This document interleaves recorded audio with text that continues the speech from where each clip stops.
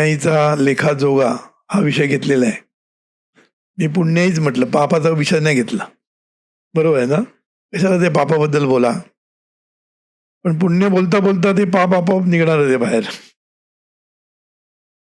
तर एक लक्षात ठेवायचं की पुण्याईनेच सगळं काही होतं. सद्गुरू काय बोलले की पुण्याईनेच सगळं काही होतं. पुण्याईशिवाय दुसरं काही नाही. आयुष्यामध्ये तुम्हाला जर सुख पाहिजे असेल तर पुण्याईशिवाय मिळत नाही, लक्षात ठेवा. मग आता एकीकडे आपण असं म्हणतो पुण्याईमुळे मिळतं आणि एकीकडे आपण काय सांगतो की कर्म सिद्धांत आपण काय सांगतो की कर्म तू करत राहा, फळाची अपेक्षा नाही असं तुला म्हण. फळाचा विचार करू नकोस, फळ हे मिळणारच. बरोबर ना? तर कर्म केलं की कर्मामध्येच फळ असतं. आंब्याच्या बी मध्येच आंबा असतो ना. बी ते लावलं की आंबाच येणार ना, दुसरं काही येणार नाही. तसं आपण जे कर्म करतो हे बी असतं, बीज. त्याच्यातनं जे काही फळ येणार ते फळ तुला मिळणारच, होऊ शकत नाही असं. ऍक्शन म्हटलं की रिॲक्शन येणारच. हे पहिलं लक्षात ठेवा की आपण कुठलंही कर्म करून आपण सुटू त्याच्यातनं. लपून करा, गपचूप करा, कोणाला कळणार नाही असं करा. समजलं ना? कसंही करा, पण ते कर्म तुम्हाला फळणारच, लक्षात ठेवायचं. म्हणून मग ह्याच्यातनं काय होतं की फळ आपल्याला माहित नाही, तर मग काय करायचं आपण? आणि दुसरीकडे आपण म्हणतो की परिणामाचा विचार करून काम करा. दोन गोष्टी सांगतो ना आम्ही. मागच्या वेळेस मी सांगितलं की कर्माचं फळ तुम्हाला मिळणार, पण ते कर्माच्या फळाची चिंता करू नका. कारण ते फळ कसं मिळेल, कधी मिळेल, केव्हा मिळेल हे आपल्याला माहीत नाही. बरोबर ना? आता तिला माहिती आहे की परीक्षेत पास होणं हे फळ आहे, बरोबर? पण प्रत्येक गोष्ट जेव्हा तू कर्म करते तेव्हा काही कर्माची फळं माहीत असतात की खूप खाल्लं की काय होणार आपल्याला माहीत असतं. डाएट नाही केलं तर वजन वाढणार हे माहिती आहे आपल्याला. काही काही फळं माहिती आहेत आपल्याला. बरोबर ना? मग सगळीच काही फळं माहीत नसतं ना. त्यामुळे आपल्याला कर्माचं फळ माहीत नाहीये. बरोबर? म्हणून तुम्हाला फक्त कर्म करायला आम्ही शिकवतो. बरोबर? की सत्कर्म करत राहा, चांगली कर्म करत राहा. फळाचा विचार करू नका, फळ मिळणारच आहे. बरोबर? मग दुसरीकडे मी काय सांगितलं की परिणामाचा विचार न करता, आता परिणाम म्हणजे फळ ना, परिणामाचा विचार न करता तू कर्म कर. नाही, परिणामाचा विचार करून कर्म कर. समजलं ना? आता याच्यामध्ये काय फरक आहे? हे मी दोन विरुद्ध बोलतोय असं वाटतं का तुम्हाला कोणाला? एकीकडे मी काय समजलं का तुम्हाला? एकीकडे मी काय म्हणतो की फळ हे मिळणार, कसं मिळणार माहीत नाही, म्हणून त्याचा विचार करत बसू नका. तुम्ही विचार तुमच्या कर्मावर लक्ष द्या. फोकस तुमचा कर्मावर पाहिजे. आता काही कर्म सोडा, अभ्यास केला की मार्क मिळणार आहे तर सोडून द्या. पण जनरल मी गोष्टी जनरल आपण जेव्हा चांगलं कर्म करतो, मग ते ज्ञानदान असू दे, अन्नदान असू दे किंवा कुठलंही असू दे, नामदान असू दे, कुठलंही दान असू दे किंवा कुठलंही कर्म असू दे, त्याचं चांगलंच फळ मिळणार किंवा वाईट फळ मिळणार हे ठरलेलं आहे. बरोबर ना?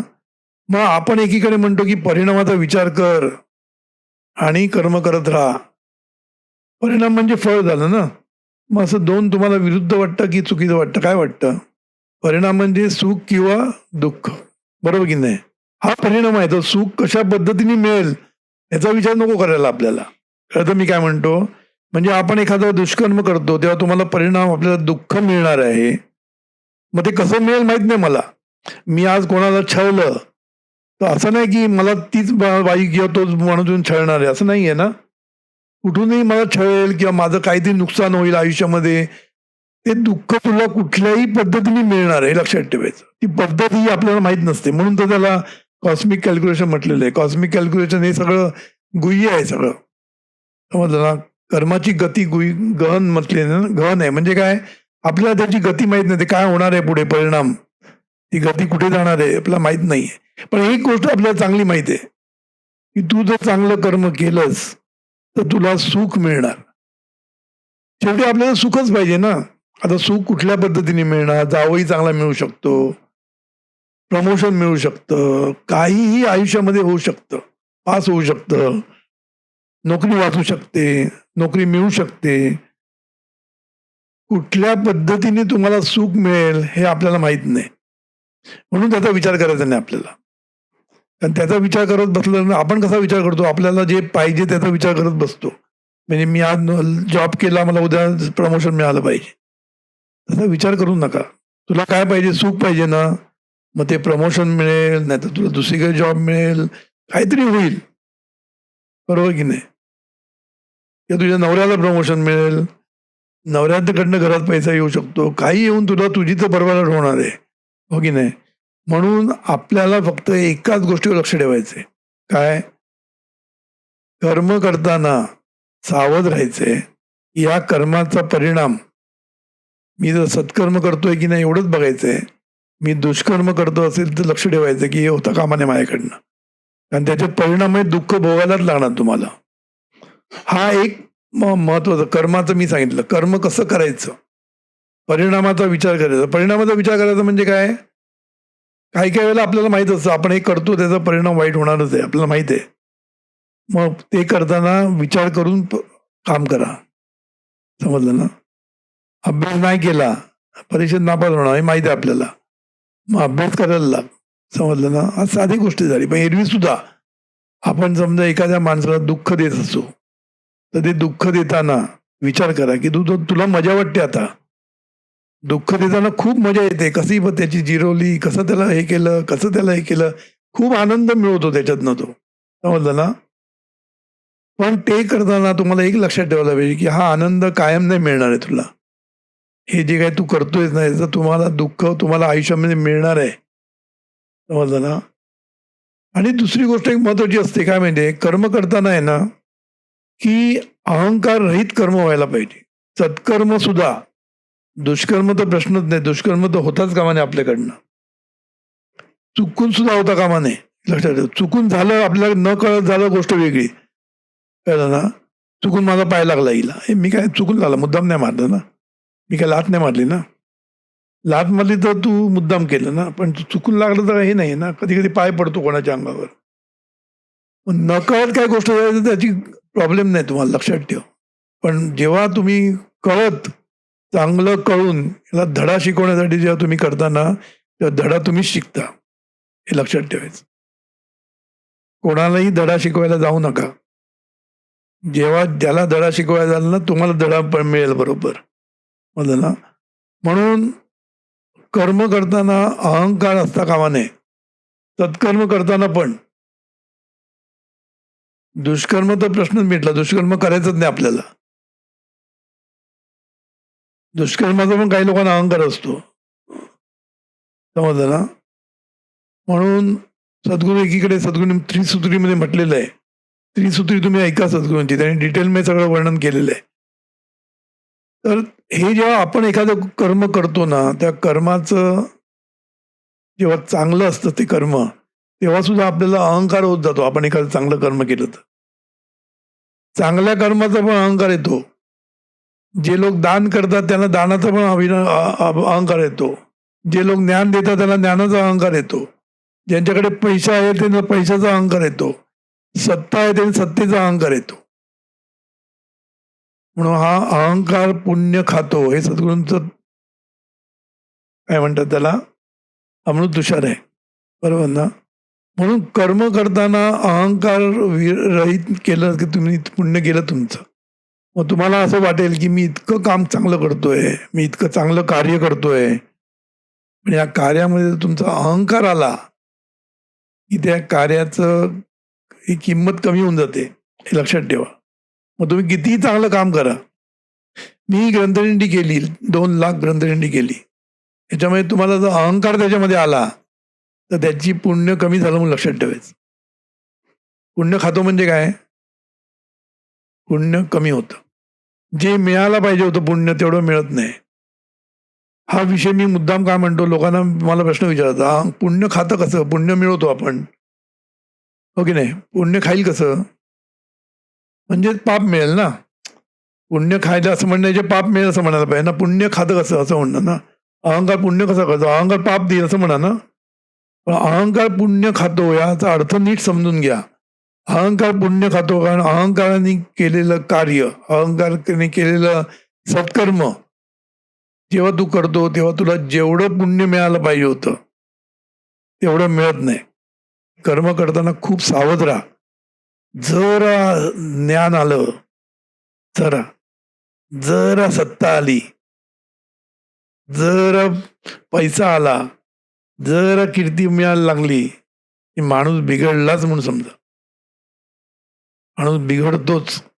काय माहित नाही, शाप आहे हा खरा. नाही, अहंकार खूप मोठा शाप आहे. जरा कर्म तुम्ही करताना, सत्कर्म करता, तर कार्य करताना सुद्धा मी नेहमी सांगतो, कार्य करताना तुम्ही जर कार्यामध्ये कसं करायचं कार्य खूप महत्वाचं आहे. कार्य म्हणजेच कर्म ना. आणि जे सत्कर्म आहे, तुम्ही जीवनविद्या मिशनचं कार्य करता, हे सत्कर्म आहे. तर त्याचं तुम्हाला पुण्य भरभरून मिळालं पाहिजे. पण हे कार्य करताना तुम्ही जर सुरू केलं, काय सत्तेचा म्हणा, ज्ञानाचा म्हणा, पैशाचा म्हणा, दुरुपयोग करायला सुरुवात केलं, या एकमेकांना पॉलिटिक्स सुरू केलं, राजकारण सुरू केलं, की काय होणार? जीएसटी मोठा लागणार, लक्षात ठेवायचं. 50%.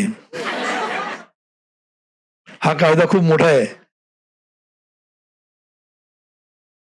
त्यामुळे कार्य करताना आहे ना, सद्गुरू भावानी कार्य केलं पाहिजे. हे सुद्धा कर्म आहे, लक्षात ठेवायचं. आणि या कर्माचं फळ तुम्हाला खूप मिळणार आहे आणि मिळते लोकांना. भरपूर लोकांची प्रगती होते, भरपूर लोकांची काय म्हणते भरभराट होते. पण एक लक्षात ठेवा, ही भरभराट होताना कुठेही अहंकार येता कामा नये. कुठेही तुम्ही कार्यामध्ये जर बाधा आणण्याचा प्रयत्न केला, काही लोकांना सवय असते, कार्य करतात पण याचंही काढा, त्याचं काढा. कार्य करताना कसं एकमेकांना खाली खेचता येईल, दुसरा जर चांगलं कार्य करत असेल तर त्याला कसं खाली खेचता येईल, हे सगळं करायचा प्रयत्न केला तर तुमचं पुण्य गेलंच म्हणून समजा. आणि हे तुम्हाला तेव्हा समजत नाही. आपण जेव्हा कर्म करतो ना, तेव्हा आपल्याला कळत नाही. हीच मजा आहे. तेव्हा आपण आनंदात असतो ना, कारण आपण सगळं सुखात आहोत. आपण सगळं चांगलं चाललेलं आहे. पण हे सुख कधी जाईल? कर्माची गती गहन आहे, लक्षात ठेवायचं. आहे त्याचं नाही, तर नाही होतं. एवढं मी बघितलंय लोकांचं. आहे त्याचं नाही होतं. समजलं ना? आपल्या आयुष्यामध्ये या लाटा असताना, सुखदुःखाच्या लाटा खूप मोठ्या असतात, हे लक्षात ठेवा. सद्गुरूंनी त्या त्रिसूत्रीमध्ये म्हटलंय की दुःखाच्या लाटा जास्त असतात बहुतेक लोकांमध्ये, हो की नाही? आपल्याकडे सुखाच्या लाटा जास्त येत आहेत, बरोबर ना? मग या लाटा कायम राहायचं असेल ना, तर आपण आपलं कार्य करताना, आपलं कर्म करताना खूप सावध राहायला पाहिजे. आता झालं, सगळं चांगलं झालं म्हटलं की काय होतं? प्रार्थना सुटते, कार्य सुटतं. मिळेपर्यंत जे कार्य करतात लोक, पण ते एकदा मिळाल्यावर आपोआप होतं. ते मनुष्य स्वभाव आहे तो. कारण हे मी तुम्हाला आठवण का करतो सांगतो. मी लोकांना विचारतो, चांगलं झाल्यानंतर मला कळतं ना, म्हणतं काय हल्ली हल्ली थोडीशी कमी होते, हल्ली थोडीशी कमी होते. कारण पुण्य मिळालं ना, एकदा कार्य चांगलं झालं आपल्या आयुष्यामध्ये, की मग पुण्य गेलं तेवढं. हे लक्षात ठेवा. हा विषय पण मला एक मांडायचा विषय आहे. प्रत्येक सुखाच्या क्षणी तुम्ही पुण्य खर्च करत असतात. जसं प्रत्येक गोष्ट घेण्यासाठी, खरेदी करण्यासाठी पैसा लागतोच, तसं प्रत्येक सुखाच्या, म्हणजे आता तुम्ही सुखाने इथे बसलाय ना, तुम्ही पैसा खर्च केलेला आहे, पुण्य खर्च केलेलं आहे. तुम्हाला इथे बसायला मिळालंय, पुण्य खर्च झालेलं आहे. मग लोक म्हणतात काय माहितीये, मग आम्ही येतच नाही, उगीच पुण्य खर्च होईल. असं लोक बोलतात म्हणून सांगतो. म्हणजे काही चांगलं झालं तर पुण्य खर्च होतं ना, मग नकोच. साधी गोष्ट, मी जर कोणाला काहीतरी दिलं गिफ्ट, नको नको, माझं पुण्य खर्च होणार तुमच्या. पुण्य खर्च म्हणजे अर्थाचा अनर्थ करण्यामध्ये लोक हुशार आहेत. पुण्य हे खर्च करण्यासाठी असतं आणि ते पुण्य प्रत्येक क्षणाला खर्चच होत असतं, लक्षात ठेवायचं. नाही तर तुम्ही सुखातच नाही राहू शकणार ना, बरोबर की नाही? आपल्याला काही गोष्टी मिळाल्या, आता प्रमोशन मिळालं, सुख आहे ना हे, आता सुखात आहे ना तुम्ही, म्हणून सुखात आहेत आता. पण हे सुखात राहणं, हे पण राहण्यासाठी पण पैसा खर्च करायला लागतो, म्हणजे पुण्य खर्च करायला लागतं. नुसतं सुखात कायम राहण्यासाठी. समजलं ना? असं नाही की सुख मिळालं तेवढंच झालं, असं नाही. सतत आपण सुखात आहोत रोजच्या रोज. नवरा चांगला आहे, बायको चांगली आहे, मुलं चांगली शिकतायत. हे सगळं चाललंय ना, हे सुखाने सुख आहे, सुख आहे हे. आणि याच्यासाठी तुम्हाला पुण्य खर्च करायला लागतं. हे लक्षात ठेवायचं. खर्च करायची गरज नाही, पुण्य खर्च होत असतं आपोआप. पण सुख मिळण्यासाठी पुण्य लागतं. सुख चांगलं जेवण मिळालं तरी पुण्य खर्च केलं. मग तुम्ही म्हणणार का मी आता जेवत नाही उगीच पुण्य खर्च होईल. मी असं येत नाही मग पुण्य खर्च होईल.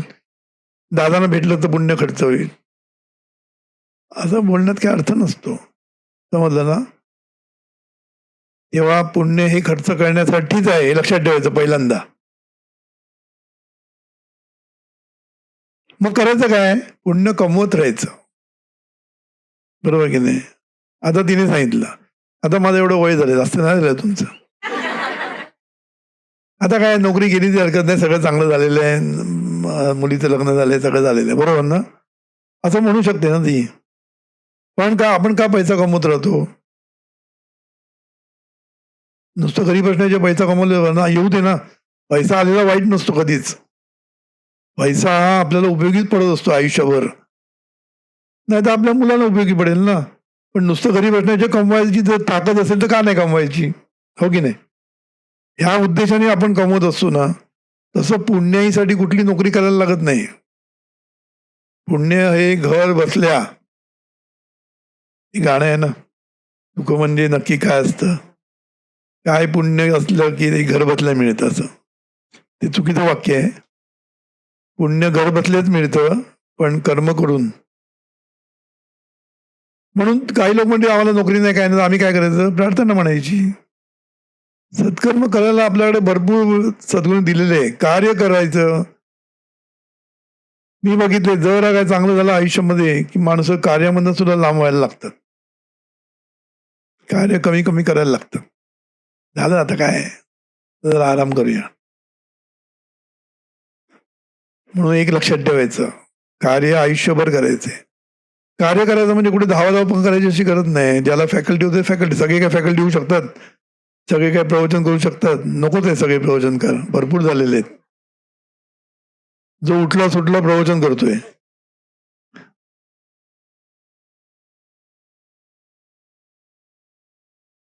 त्यामुळे सतत कर्म, सतत प्रत्येक गोष्टीमध्ये तुमचं जरा सुद्धा अहंकार वाढला ना, मला आता सगळं बरं आहे, हा पण अहंकार येता कामा नये. जर अहंकार वाढला की त्याचं तुम्हाला फळ मिळवलं. राजेश खन्ना खरा उतारायला लागला होता, म्हणजे तरी तो सुपरस्टारच होता. तर शक्ती सामंत सारखा कोणतरी एक मोठा दिग्दर्शक होता. त्यांनी त्याला रिटेक घ्यायला लावला. कुठलं तरी त्यांनी ऍक्टिंग केली, तर रिटेक घ्यायला लावला. हेमा मालिनी त्याचं काहीतरी होतं, त्याचं रिटेक घ्यायला लावला. तर 2-3 रिटेक घेतल्यानंतर तो बोलला, तो वैतागला असणार ना, काय एक सगळं रिटेक सांगतात. त्याने काय सांगितलं, हे माझ्यापेक्षा चांगलं कोणी करू शकत नाही. तुम्ही मला रिटेक करायला सांगतायत, पण ह्याच्यापेक्षा चांगलं आणि माझ्यापेक्षा चांगलं कोणी करू शकणार नाही. असं त्यांनी त्या दिग्दर्शकाला, मोठ्या दिग्दर्शक सांगितलं. तेव्हा त्याने एक वाक्य उच्चारलं, ही इज फिनिश्ड नाऊ. काय म्हटलं? He is finished. संपलं. याची प्रगती खुंटली. तो का बोलला? जेव्हा आपल्याला वाटतं की आपण पूर्ण झालो, आपल्याला इम्प्रूव्हमेंट ह्याच्या पुढे करायची गरज नाही, असं जेव्हा वाटतं ना, तेव्हा माणसाची अधोगती सुरू होते. एक लक्षात ठेवायचं. आणि त्याचं तेच झालं. अधोगती व्हायला लागली. अहंकार, अहंकार ही गोष्ट जी आहे ना, पुण्य खातो म्हणतात ना, म्हणून अहंकारही आपल्याला दुःख देतो. पुण्य खातो म्हणजे दुःख देतो असं लक्षात ठेवायचं. म्हणून अहंकार असता कामा नये कुठेच. त्याचा जो डाऊनफॉल झाला, तो अहंकारामुळे झाला. प्रोड्युसरला 10-10 तास बाहेर बसवायचा. मोठमोठ्या प्रोड्युसरना सुद्धा तो घ्यायचा नाही आतमध्ये. सांगायचं 8 तास निम्म उद्या या, आज परवा आहे. एवढं अहंकार झाला होता. आपण सुपरस्टार म्हणून. शेवटी काय झालं? तेच अमिताभ बच्चन बघा, टायमात म्हणजे टायमात. तो दुसरे जे आर्टिस्ट उशिरा येतात, हा आपला वेळेवर बसून जाऊन बसणार तिकडे. कळलं ना? म्हणून आज इतके वर्ष टिकलाय ना. अहंकार असेल त्याच्याकडे, मी नाही असं म्हणत नाही, पण ते अहंकार कधी दाखवला नाही त्यांनी. सगळ्यांसमोर तो आपलं हे करूनच राहिला. बरोबर की नाही? म्हणून कर्म करताना आपल्याला सावध राहायला पाहिजे. आणि आपल्याला कर्म म्हणजे आपलं घरचं कर्म तर आहेच, पण संस्थेमधलं सुद्धा कर्म करताना एकमेकांबद्दल पॉलिटिक्स, मी एक बऱ्याच वेळा सांगितलेलं आहे, पुन्हा पुन्हा सांगतो, कारण मला अनुभव येतात तसं मला पुन्हा बोलायला लागतं. माझ्या कानावर काही गोष्टी येतात, हे गोष्ट मला पुन्हा पुन्हा सांगायला लागतं, की तुम्ही कुठल्याच गोष्टीमध्ये दुसऱ्याला खाली पाडायला जाऊ नका. दुसऱ्यांबद्दल चुकीचं काय म्हणतात त्याला, अफवा पसरू नका. दुसऱ्यांचं काही चुकीचं असेल, वाईट असेल, तर ते जाऊन 10 लोकांना सांगू नका.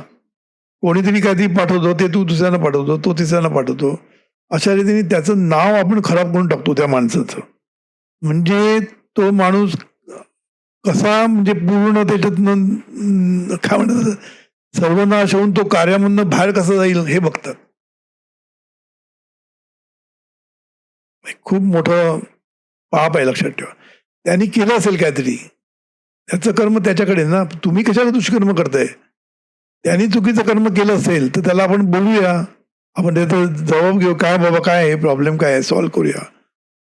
आपण जे मोठी माणसं आहोत ना, त्यांनी त्याला जवळ घेऊन विचारायचं ना, की बाबा हे तुम्ही काय झालंय मला समजावून सांग. काही माहित नसताना ती पसरून पसरून टाकायची सगळीकडे. आणि काय होतं माहितीये, एखाद्या माणसाचं खच्चीकरण तुम्ही करता, खच्चीकरण. कार्यामध्ये एखादा माणूस काम करत असेल तर त्याचं खच्चीकरण करण्याचा प्रयत्न करतात. ह्याच्यासारखं दुष्कर्म नाही मी सांगतो हा. मग माझ्याकडे येऊ नका रडत, की हे झालं माझं, ते झालं, ते झालं. एक लक्षात ठेवायचं, जे काय होणार आहे ना, ते परिणाम त्या दुष्कर्माचेच आहे, लक्षात ठेवायचं. त्याला जीवन विद्या मिशन काय करू शकणार नाही, सद्गुरू काही करू शकणार नाही. तुमचं कर्म तुम्हाला भोगायलाच लागणार, हे लक्षात ठेवायचं.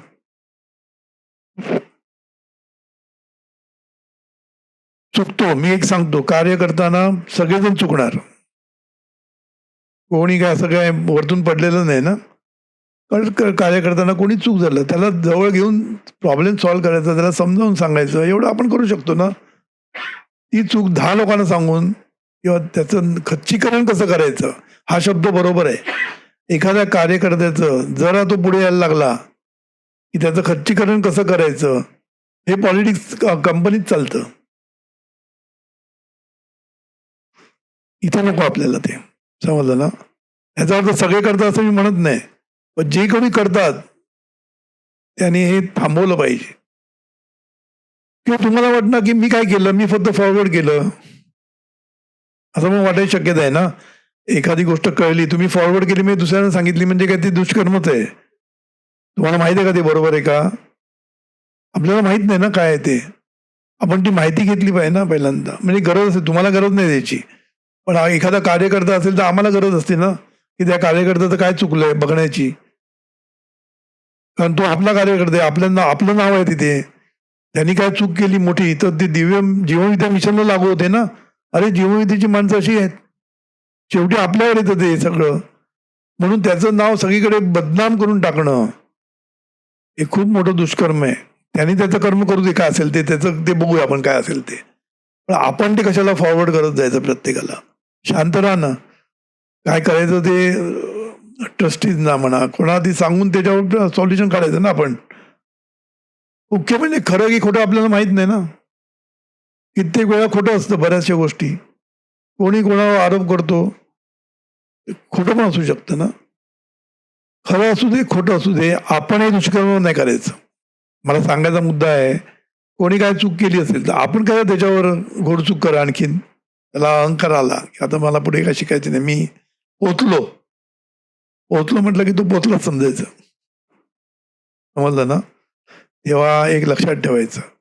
कर्म करताना सावध. प्रत्येक कर्मातनं आपल्याला पुण्य मिळेल, भरपूर पुण्य मिळेल याची व्यवस्था करा. बाकी कसलीही तुम्हाला व्यवस्था करायला नको. बाकी सगळी व्यवस्था सद्गुरू करणार तुमची. सगळी सुख, सगळी सगळी माणसं येऊन बरोबर उभी राहणार तुमच्या जागी. जिथे पाहिजे तिथे माणूस येणार. साईराम येईल नाही तर आणि कोण येईल, पण तो आपल्याला पाहिजे तोच माणूस तिकडे येणार सगळीकडे. लक्षात ठेवायचं. सगळी व्यवस्था का होणार? का आपण सर्वांचं भलं म्हणत असतो. प्रार्थना म्हणताना आपण सर्वांचं भलं म्हणतो ना, ते आपण सर्वांशी कनेक्ट झालेलो असतो. मग तो ओळखीचा असू दे नको, जगातील सर्व माणसं तुम्ही मनापासून जर प्रार्थना म्हटली तर तुम्ही सर्वांना कनेक्ट झालेलं आहे. लक्षात ठेवा. मग तो फ्रेंच असू दे नाही तर आणि कुठला असू दे, तुम्ही कनेक्ट झालेला आहे त्याला. जेव्हा तुम्ही मनापासून देवा सर्वांचं भलं, आपण सर्वांना कनेक्ट होतो आणि सर्वजण तुमची व्यवस्था करायला धडपडत असणार. लक्षात ठेवायचं. येणार ते कुठे ना कुठे ते तुम्हाला भेटायला येणारच. म्हणून प्रार्थना म्हणायची असते. आणि ते भेटले, आपलं जे जग आहे जवळचं त्यांच्यासाठी सतत देवायचं भलं कर, देवायचं भेटेल त्याचं म्हणत राहायचं. आपल्या बॉसचं, आपल्या बायकोचं, सगळ्यांचं म्हणत राहायचं. सतत शुभचिंतन हा एकच मार्ग आहे. जीवनविद्या म्हणजे शुभचिंतन, दुसरं काय नाही. बाकी सगळं सायन्स आहे, ते शास्त्र सांगितलंय. पण शास्त्रातनं सद्गुरूंनी शेवटी एकच वाक्य काढलं, सतत सिंचन करत राहा. आपल्या अंतर्मनावर सिंचन होऊ दे. कसलं? शुभचिंतनाचं. शुभचिंतनाशिवाय काहीच नाही जगामध्ये, एवढं सांगतो मी तुम्हाला. पुण्य मिळवण्यासाठी शुभचिंतन, प्रारब्ध चांगलं काढण्यासाठी शुभचिंतन, प्रारब्ध वाईट असेल तर ते डायल्यूट करण्यासाठी शुभचिंतन.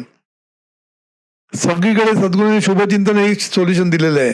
क्रियमान हे पण शुभचिंतन, प्रारब्ध काढण्यासाठी जे लागतं ते पण चेक पण शुभचिंतन, इंटरॅक्शन पण शुभचिंतन.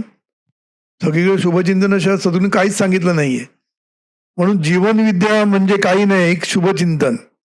सतत आपलं शुभचिंतन. शुभचिंतन म्हणजे सगळ्या गोष्टी आपोआप चिंतनाप्रमाणे उच्चार आणि आचार व्हायला पाहिजे. आपोआप होणार ते. सतत सर्वांबद्दल शुभचिंतन केलं तर तुमच्या आयुष्यामध्ये कधीच प्रॉब्लेम येणार नाही. प्रॉब्लेम आले तरी त्याच्यातनं मार्ग निघेल. तो सुद्धा शुभचिंतनानेच लागेल. पुन्हा प्रॉब्लेम लाटा येतातच. सद्गुरू बोलले दुःखाच्या लाटा. प्रारब्ध का असं आपलं 100% आपण केलेलं नाही प्युअर. आपल्या कित्येक जन्मातलं आपल्याकडे संचितामध्ये भरलेलं आहे. त्याच्यामध्ये पाप पुण्य आहेत ना. थोडं तर आपण काही इंटरॅक्शन 100% टाकत नाही. 500 म्हटली चालेल ना प्रार्थना, असं म्हणतो ना आपण, हो की नाही. 100% शुभचिंतन आपलं असतं का? 3 दिवस सद्गुरूंनी सांगितलं ना, 3 दिवस करून दाखवा शुभचिंतन, बघा काय होतं ते. 3 दिवस काय 3 तास नाही जमणार. सोपं नाही येते शुभचिंतन, सवय झालेली आहे विचारांची. एनिवे, तर थोडेसे लाटा येतात, त्या लाटातनं बाहेर पडता येतं आपल्याला. ते सुद्धा पुन्हा शुभचिंतन. क्रियमान आपलं चांगलं करत राहायचं, त्याच्यातनं मग बाहेर यायची रस्ता मिळतो. सगळं काही अंतर्मन तुम्हाला शिकवतं. लक्षात ठेवायचं. मी मागे म्हटलं होतं अंतर्मन GPS आहे, तुम्हाला मार्ग दाखवणार. चुकला तरी पुन्हा तो नवीन मार्ग दाखवणार, पण तो मार्ग दाखवणारच. कधी? आपण सतत शुभचिंतन करत राहायचं. कुठलाही येऊ दे प्रॉब्लेम, त्याच्यातनं बाहेर पडायला सोपं आहे. समजलं ना. म्हणून कर्माची गती खूप मोठी आहे, समजून घ्या. गहन म्हटलेलं आहे, गहन. म्हणून एक कॉस्मिक कॅल्क्युलेशन आहे, एकच उत्तर असतं. कधी कधी माहित नाही आपल्याला कशाचे परिणाम आपण भोगतोय, सुख का भोगतोय माहित नाही आपल्याला. एवढ्या तरी सतत काही लोक सुखीच असतात, काही लोक दुःखीच असतात. काय मग म्हणतो सज्जन असलं तरी तू दुःखी का? आपल्याला काय माहिती आहे त्याच्या, काय तो विचार करतो, काय चिंतन करतो. हे सगळं खूप दिव्य आहे, आपल्या ह्याच्या बाहेरचं असतं. मग सद्गुरूंनी काय सांगितलं, एकच गोष्ट कर, शुभचिंतन आणि कार्य करत राहायचं. इथे राहिला तर चिंतन चांगलं होईल. काही लोक मिळतील असे मिठाचे खडे असतात ना, त्यांच्यापासून लांब राहायचं आपण. ते जर तुम्हाला शुभ तिने सांगितलं तसं, बाकीचे लोक पण निगेटिव्ह बोलत असतात, आपल्या बाजूला व्हायचं निगेटिव्ह लोकांपासून. आपण आपल्याला सावध ठेवलं पाहिजे. आपलं चक्र चांगलं प्रार्थनेचं फिरत राहायला पाहिजे. बरोबर ना. तेव्हा आपण सगळे, मला जीवनविद्या मिशन मधला प्रत्येक माणूस सुखी व्हायला पाहिजे. प्रत्येक, माझ्याकडे दुःख घेऊन यायलाच नाही पाहिजे. ते दुःख आले की मला दुःख होतं आणि काय होत नाही, एरवी मी सुखीच असतो. त्यांचं दुःख ऐकूनच मला त्रास होतो आणि काय होत नाही. त्यांची वर्तन बघून मला त्रास होतो. किंवा तुम्हा सगळ्यांना सुखी करणं हे एकच आपलं ध्येय आहे. सद्गुरूंचं तेच ध्येय होतं, माझं पण तेच ध्येय आहे. तेव्हा आपण सर्वांनी सत्कर्म करून भरभराट होऊ दे आपली सगळ्यांची.